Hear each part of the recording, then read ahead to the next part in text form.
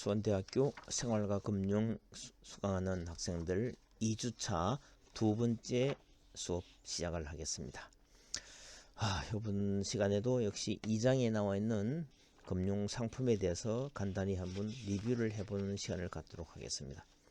첫 번째, 우리 단기 자금 시장에서 나오는 금융 상품 중에 하나입니다.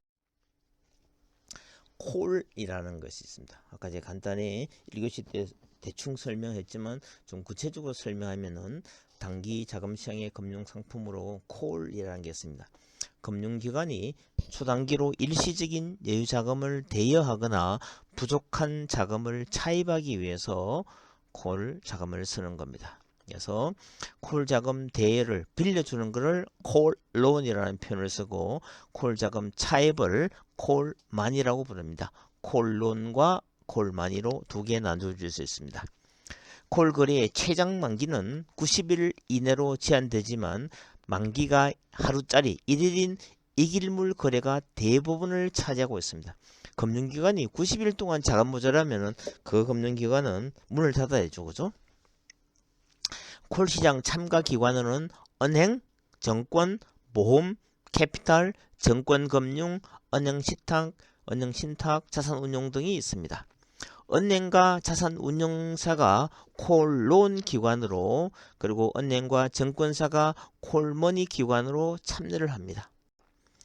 자, 그 다음에 나오는 단기금융시장 상품으로는 RP라는 게 있습니다. RP, 정권회사를 통해서 소액을 가지고 채권을 매수를 했다가 일정 기간 후 재매도함으로써 단기간에 비교적 높은 수준의 확정금리 차익을 보장받게 되는 그런 상품을 우리 RP라는 표현을 씁니다. RP가 환매 조건부 채권을 RP라고 설명을 합니다. 좀 구체적으로 보면은 정권회사의 입장에서는 RP를 통해서 자신이 보유한 채권을 매도를 하면은 필요한 단기 자금을 확보하게 되고 외부 금융依存도를 낮추는 효과를 얻을 수가 있습니다. 시장 전체 차원에서는 환매 조건부 채권 매매의 활성화는 국내 채권 유통시장의 활성화 및 이와 관련된 채권 발행 인수시장 발전에도 크게 기여를 하게 됩니다.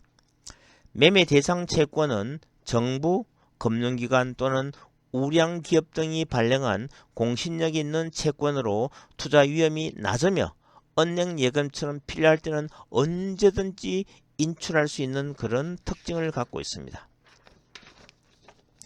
자, 그럼 세 번째로 단기 금융 상품으로 우리가 많이 투자를 하고 있는 것은 양도성 예금 정서입니다. Certificate of Deposit, CD라고 표현을 많이 하죠. 은행이 정기 예금에 대해서 양도성을 부여한 정서입니다. 최장 만기는 제한이 없는 거 되지만 보통 1년 이상짜리는 CD를 발행을 잘 하지 않습니다. 보통 최단 만기는 30일 이상으로 제한되어 있고 시장에서는 3개월 물과 6개월 물이 주로 거래가 많이 되고 있습니다. 한 달짜리 물건도 많이 거래되고 있습니다. 만기 전에 중도 환매는 금지되지만 양도는 가능합니다. 최저 액면 금액에는 제한이 없으나 고객이 기관이나 법인인 경우에는 대부분 액면 금액이 10억 원 이상이며 개인인 경우에는 1000만 원 이상이 일반적입니다. 자, 그러면 여기서 우리가 양도성 예금 정서를 발행하는 방법은 두 가지 방법이 있습니다. 통장식으로 우리가 예금을 은행에 가입하면 통장으로 예금 정서를 주듯이 통장식으로 발행하는 방법도 있고 하나는 정서식으로 발행하는 방법도 있습니다. 여러분들한테는 정서식보다는 통장식으로 발행을 해서 가입하는 것을 적극 권유합니다. 왜냐하면 CD가 정서식으로 발행이 되면은 나중에 위변조의 사고 등등이 있기 때문에 여러분들이 개인이 갖고 있는 CD는 정권회사에 갖고 가더라도 입고가 거절될 수가 있는 겁니다. 자, 그러나 소위 연기금이나 기관 투자가들이 갖고 있는 정서는 입고를 받아줍니다. 왜냐하면 그 양도성 예금 정서가 비록 위조가 되거나 사고가 나더라도 그 자금력이 든든한 기관 투자가는 나중에 보상이나 그런 데 문제가 있기 때문에 받아줍니다. 그러나 개인 경우에는 만약에 거기 위변조가 되는 거를 받아줬다 했을 때는 심각한 문제가 발생이 되기 때문에 이거는 상당히 신중을 기해야 됩니다. 재미있는 에피소드 중에 하나가 이거는 신문에 났는 사고 현상입니다. 시중에 모모은행에서 고액자산가가 50억짜리 두 개를 양도성 예금증서를 발급받아서 본인이 대여금고에 보관을 했습니다. 근데 은행에 참 비양심적인 은행원이 그거를 알고 그 대금고 열쇠를 열어서 그거를 갖고 와서 칼라라 복사해가지고 위조품은 그 대금고에 넣어놓고 그리고 이 원본을 갖고 유통을 시켜서 나중에 만기가 되니까 그 복사본이 나타나면서 사고가 발생됐습니다. 그래서 그 은행원들은 나중에 혹독한 그 법적인 조치를 취하게 되고 그런 일이 벌어졌습니다. 그래서 이 양도선 예금증서도 많은 사고가 날 수 있기 때문에 조심해야 됩니다. 자, 그리고 또 발행 방법은 두 가지입니다. 방법이 보통 할인 발행을 하는데 예를 들면 1억 원어치의 1년짜리 양도성 예금증서를 발행을 할 때 이자가 5%라면 5%를 할인해서 9,500만 원만 디파짓 하면은 1년 후에 1억을 받는 것을 그렇게 발행을 해주거나 아니면은 1억을 예금을 하면은 1년 후는 1억 500만 원이기 때문에 1억 500만 원의 양도성 예금증서를 발행받는 두 가지 방법이 있습니다. 항상 이거는 할인해서 발행하는 방법이고 또 발행할 때는 그 예금 증서로도 발행을 해주고 아니면 요새는 통장식으로도 발행을 해주는 겁니다. 그래서 항상 여러분들 CD는 통장으로 되어 있는 거는 위변조가 불가능합니다. 그죠? 통장은 다 누가 보유했고 다 찍혀 있기 때문에 그래서 항상 CD를 여러분들 나중에 직장에 가서 금융계에 가서 매매하더라도 이런 문제점이 있기 때문에 아주 신중을 기해야 되는 겁니다. 자, 예치기간 동안의 이자를 액면에서 할인하는 방식으로 발행되므로 투자자는 CD를 살 때 이자에 대한 해당하는 금액을 차감해서 지불하고 만기에 액면 금액을 받는 방법이 되는 겁니다.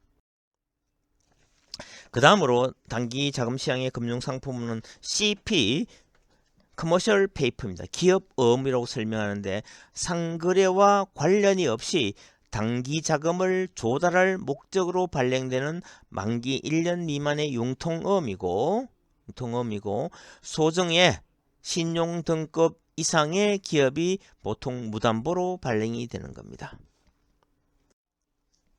자, CP는 기업의 입장과 일반 투자가 입장이 다릅니다. 기업의 입장에서는 신용을 바탕으로 비교적 간편한 절차에 의해서 단기 자금을 조달할 수 있는 통로의 역할을 하는 데 비해서 일반 투자가의 입장에서는 은행 예금보다는 좀 높은 금리로 단기 자금을 운용할 수 있는 투자처의 역할을 하기 때문에 소위 우리 이런 경우는 누이 좋고 매부 좋은 그런 이야기라고 할 수 있는 겁니다. 자, 직접 발행은 발행회사가 투자자에게 직접 매각하는 방식을 취하기도 하고 간접 발행은 발행된 기업음을 인수자인 중개기관이 인수한 후에 투자자 법인이나 계에게 판매하는 그런 방식 두 가지 방식을 취하는 것이 되겠습니다. 자, 그 다음에 단기 자금시장에서 금융상품으로는 전자단기 사채시장이라는 게 있습니다. 자, 자본시장법에 적용을 받는 사채권으로서 전자적 방식으로 등록을 하는 겁니다. 기업 시장은 실물 발행으로 인해서 효율성이 떨어지고 불투명한 정보 관리로 인해서 투자자 보호가 미흡합니다. 또한 일반 기업의 장기 CP 발행 증가로 회사채 시장이 잠식되고 금융시장 불안 요인으로 작용을 합니다. 이러한 문제점을 극복하기 위해서 2013년도부터 전자단기 사채가 등장을 하는 겁니다. 기본 요건은 각 사채 금액이 1억 원 이상이고 만기는 1년 이내이고 사채 금액을 일시 납입을 하고 원리금 전액 만기 일시 상환, 주식 관련 권리 담보 설정은 금지되는 이런 특징을 갖고 있는 겁니다. 여기에는 어떤 장단점이 있는 것도 한번 살펴보겠습니다. 장점에는 완전 무권화 방식으로서 실물이 없이 계좌부 등록을 통해서 발행되므로 발행 비용이 절감이 되고 실물 발행에 따른 위조 및 분실 등의 위험이 사실상 제거되는 겁니다. 증권과 대금의 실시간 동시 결제가 발행 기업이 당일 자금을 사용하는 것이 가능합니다. 증권과 대금의 실시간 동시 결제 (Delivery vs Payment)로 발행인의 인수인에 대한 신용 리스크를 제거할 수 있다는 이런 특징을 갖고 있습니다.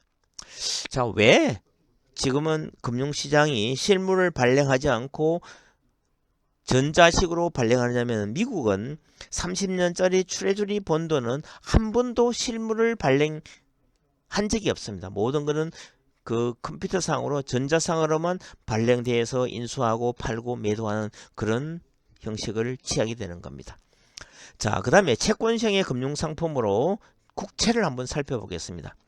공공 목적을 달성하기 위해서 재정 부담으로 국가가 발행하는 채권을 얘기합니다. 자, 국고채권, 국채 중에서 90%에 가까운 비중을 차지하며 우리나라 채권 시장을 대표하는 채권으로 한국 자본시장에 지표 금리를 제공합니다. 그리고 재정증권이라는 게 있습니다. 정부의 일시적인 재정 부족 자금을 보존하기 위해서 발행하는 채권으로 만기 1년 이내에 할인채로 발행이 되는 겁니다. 할인채로 발행이 됩니다. 또 그 다음에는 어떤 국채가 있는지 한번 살펴보겠습니다. 국민주택채권이라는 게 있습니다. 국민주택 건설 재원을 마련하기 위해서 발행되는 채권인데 이거는 1종, 2종, 3종이 있었는데 이것도 나중에 채권 시장에 들어가서 구체적으로 이야기를 해보도록 하겠습니다.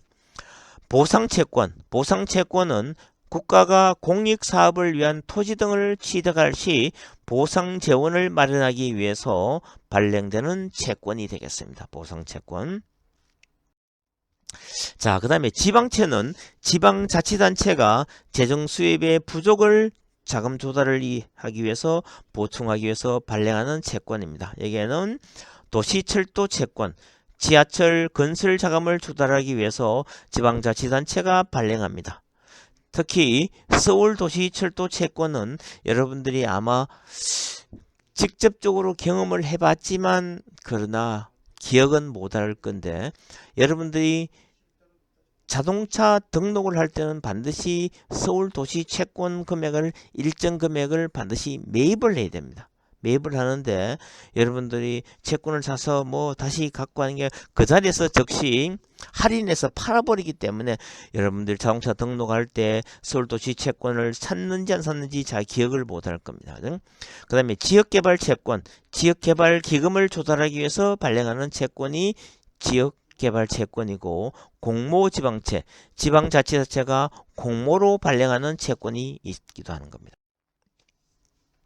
자, 그 다음에 특수채라는 것은 공공단체나 공적기관 등 특별법에서 설립된 법인이 자금 조달을 목적으로 발행하는 채권인데 회사채에 비해서는 안정성이 높고 국채에 비해서 수익성이 높다는 그런 특징을 갖고 있습니다. 예를 들면 한국전력이 캡코가 한전채라는 걸 발행하는 것이 이에 해당된다고 볼 수 있겠습니다.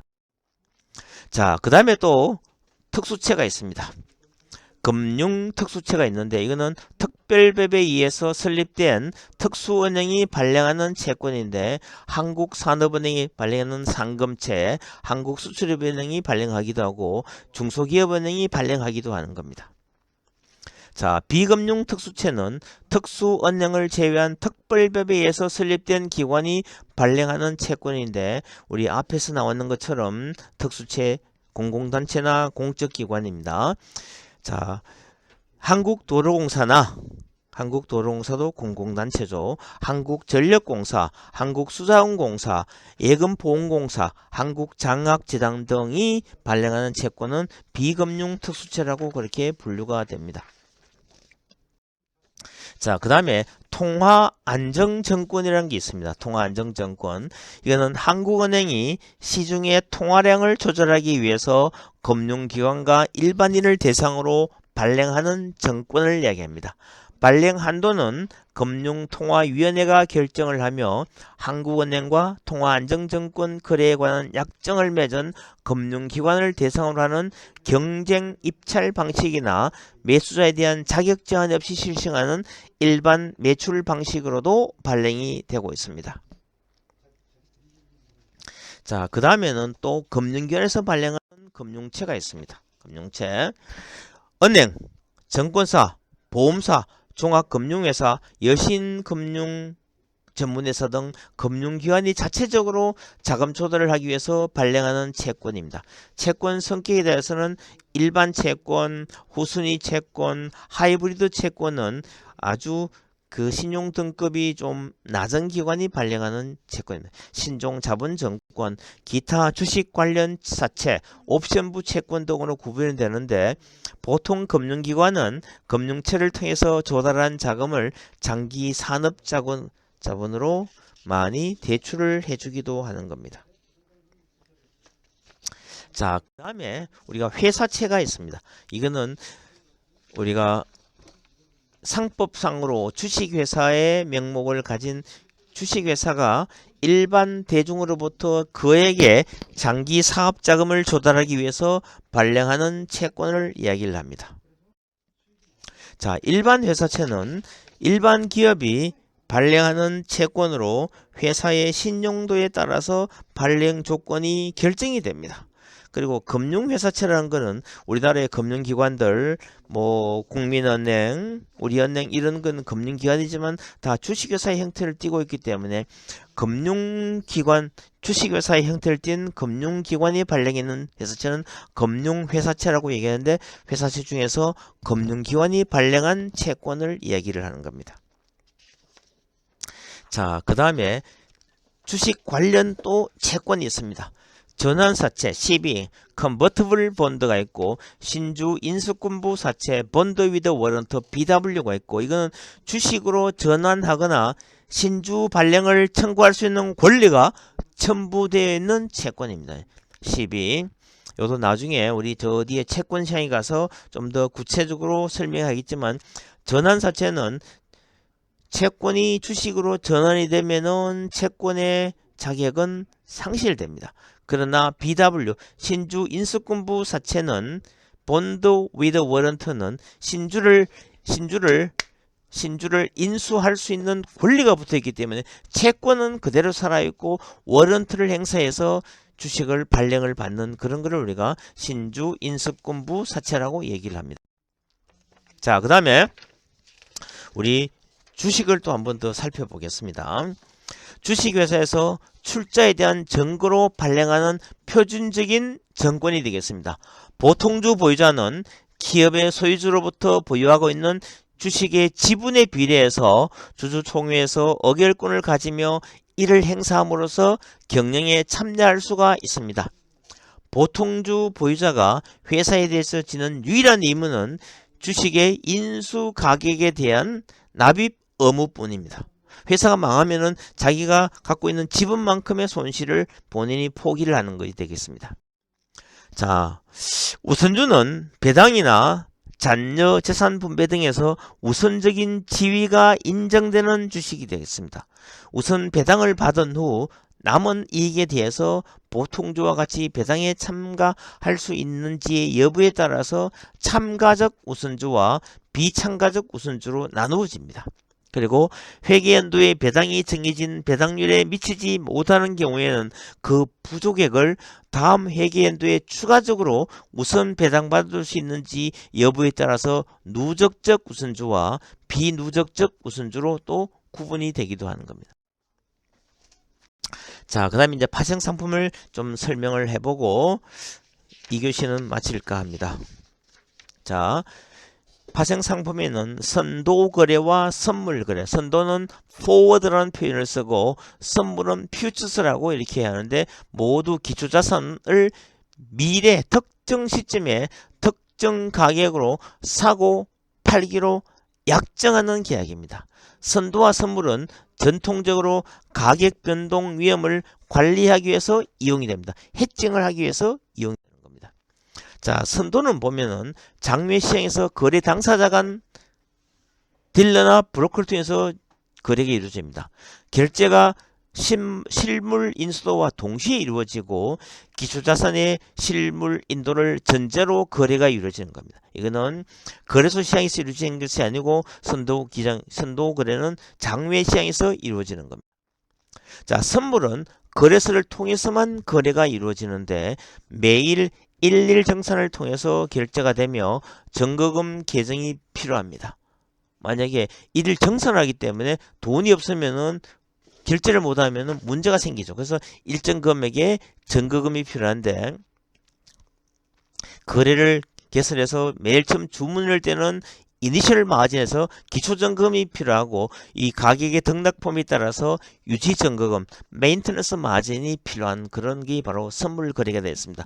이거는 실물 인도 없이 현금 정산을 통해서 거래가 마무리가 될 수 있습니다. 우리 책 저 뒤 챕터에 가면은 선물 거래에 대한 구체적인 공부를 할 텐데 지금은 이렇게 입문적으로만 이해하면 되겠습니다. 옵션은 기초자산을 미래의 어떤 특정 시점에 특정한 가격으로 매입하거나 매도할 수 있는 권리를 사고 파는 계약이 됩니다. 옵션은 장래 시점에 미리 정해진 가격의 기초자산을 사고 판다는 면에서는 선도나 선물과 유사하지만 선도와 선물이 의무인 반면에 옵션은 자기한테 유리하면은 행사를 하고 불리하면은 포기를 하는 권리만 있는 겁니다. 예를 들어서 여러분들이 자동차 보험을 가입하면은 1년에 차 종류에 따라서는 몇십만 원부터 몇백만 원 정도 자동차 보험료를 냅니다. 그 보험료를 내는 걸 우리가 카 인슈어런스 프리미엄이라는 표현을 쓰죠. 그 1년 동안에 보통 자동차 보험은 1년 단위로 갱신을 하는데 1년 동안 만약에 사고가 안 났으면 그 보험료가 되게 아깝다는 생각이 들죠. 그죠? 그러나 만약에 사고가 났을 때 만약에 보험료를 100만원 내가 한 1000만원 정도 사고 났으면은 1000만원 정도의 보험금을 받을 수 있는 겁니다. 그죠? 유리하기 때문에 행사하는데 이 옵션도 마찬가지입니다. 자기한테 유리하면은 행사하고 그렇지 않으면은 행사를 하지 않은 겁니다. 그래서 옵션 가격을 옵션 프리미엄이라고 표현합니다. 이거는 자기한테 유리하면 행사할 수 있는 권리만 갖고 있기 때문에 그렇습니다. 자, 옵션에는 콜 옵션, 기초자산을 매입할 수 있는 권리를 갖고 있는 것을 콜 옵션이라는 표현을 쓰고 풋 옵션은 기초자산을 매도할 수 있는 권리만 갖고 있는 겁니다. 자, 우리가 주가지수 옵션을 보면은 주가가 막 올라갈 때는 콜 옵션을 갖고 있는 게 가장 유리하고 주가가 빠질 때는 풋 옵션을 갖고 있는 게 가장 유리한 겁니다. 그 당시 그 정해진 가격에 살 수 있거나 팔 수 있도록 되어 겁니다. 유로피안 옵션은 만기일에 권리를 만기일이 되어야만 권리를 행사할 수 있는 거고 아메리칸 옵션은 만기일 이전 아무 때나 권리를 행사할 수 있는 옵션을 아메리칸 옵션이라고 설명합니다. 자, 그 다음에는 우리가 스왑이라는 내용도 한번 살펴봐야 됩니다. 스왑은 금리 스왑과 통화 스왑이 가장 일반적인데 특정 만기일 또는 만기일 이전에 두 개의 금융자산 또는 금융부채에 발생되는 미래 현금 흐름을 미리 정한 가격에 교환하기로 하는 계약을 이야기를 하는 겁니다. 자, 여기는 거래소 시장에서 거래되지 않는 장외 상품으로 세계 파생 상품 시장에서 가장 큰 규모를 차지하고 있는 겁니다. 자, 우리 스왑 종류를 한번 살펴보겠습니다. 스왑 쪽에는 금리 스왑입니다. 기초자산을 매입할 수 있는 권리인데 이거 금리의 변동에 따라서 하는 거고 통화 스왑은 서로 다른 통화의 원리금 상환을 맞교환하는 겁니다. 총 수입 스왑은 특정한 자산으로부터 발생하는 모든 현금 흐름을 고정된 현금 흐름과 교환하는 스왑이 되겠습니다. 스왑 딜러는 스왑 계약 체계를 중개하는 중개인을 말하며 주로 은행, 증권회사 등 금융기관이 이 역할을 담당하고 있습니다. 자, 외환시장에 금융상품 보면 현물환이라는 것이 있습니다. 현물환은 외환시장에서 가장 기본적인 상품으로 통상 외환거래 계약 체결 후 2영업일 이내에 현물이 수도 또는 결제되는 거래인데 현물환 거래 결제일은 크게 당일 거래 value today 또는 1영업일 거래 value tomorrow 제2영업일 거래 value spot이 있습니다. 현물한 거래는 외환 거래 중 외환 스왑에 의해서 두 번째로 큰 비중을 차지하고 있습니다. 자, 이번 시간 마지막으로는 선물환 또는 통화 선물을 한번 보겠습니다. Currency forward, 통화선 currency futures. 사전에 정한 시점에서 미리 정해놓은 환율로 특정 외환을 매수 또는 매도하는 거래인데 선물환과 통화 선물은 각각 선도 계약과 선물 계약이라는 점에서 차이가 있습니다. 선물환은 대부분의 선도 계약이 그러하듯이 장외 시장에서 거래가 되며 주된 취급기관은 은행이 됩니다.